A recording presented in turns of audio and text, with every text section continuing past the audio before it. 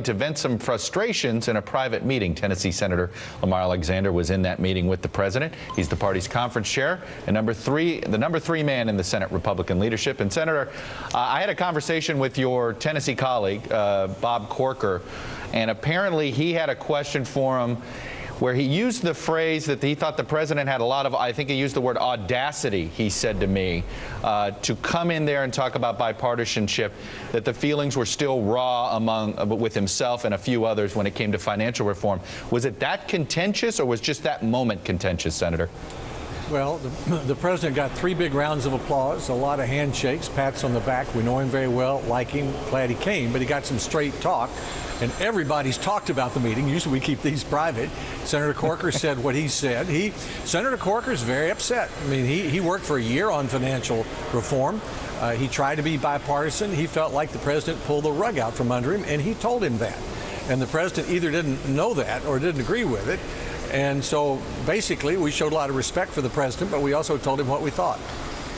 Now, I think we've talked about this on air before. You know, there seems to be a disconnect about how to define bipartisanship. And the White House says that they believe that too many Republicans believe bipartisanship is he's got to support your ideas, and that there's no chance of having a 50-50 split on these things. What say you to that? Well, I would say that the White House seems to feel that bipartisan is defined by when we agree with the president. I mean, either the White House doesn't know how or doesn't want to do anything bipartisan. I mean, just look at yesterday. I mean, the president called up, said he wanted to come. That's great. We love to see him. But there was no talk about what he might say. There was no discussion in advance. Can we agree on something?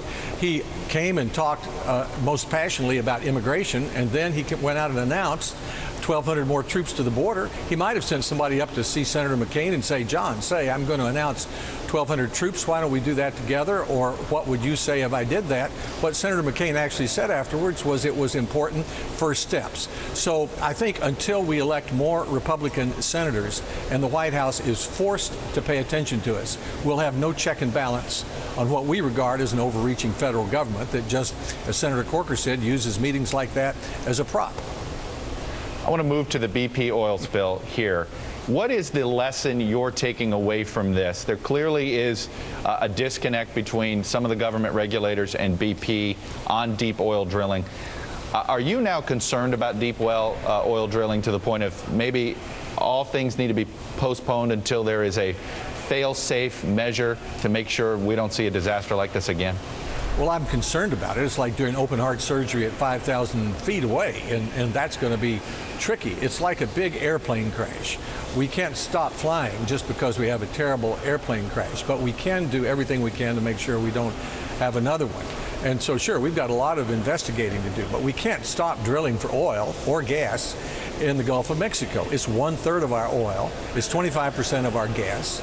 Our oil and gas, gasoline would go to $4, $6, $8, $10 a gallon if we did that. Even if we electrified half our cars and trucks, which we should do, we'd still be using 12 million barrels of oil a day in this country.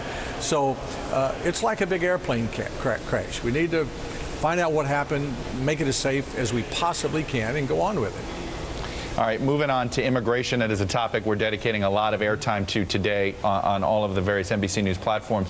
So I want to ask you this. Comprehensive immigration reform versus doing this piecemeal. Everybody seems to have a different opinion, including inside the Republican caucus. What is the best political strategy in getting immigration laws reformed in this country? Step by step, Chuck, is the way to do it. I think we learned that lesson 3 or 4 years ago when we had our best people in a bipartisan way, from McCain to Kennedy to Kyle, trying to do this and just couldn't get it done all at once. So first, we need to secure the border. Then we can sit down and talk about what we do about people who are already illegally here. So you'd no chance the comprehensive approach works. Do you feel that same way, by the way, about energy? That comprehensive doesn't work there either? I actually think that we've been trying too many of these big, comprehensive 3,000-page steps. They're full of surprises, and we don't know what we're doing. On energy, we could start with a nuclear power step, the regulations and expansion of offshore drilling step. We have a clean air bill that has 15 bipartisan supporters.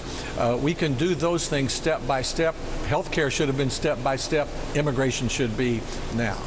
Senator, very quickly, tell us about the recovery efforts in Tennessee with the floods.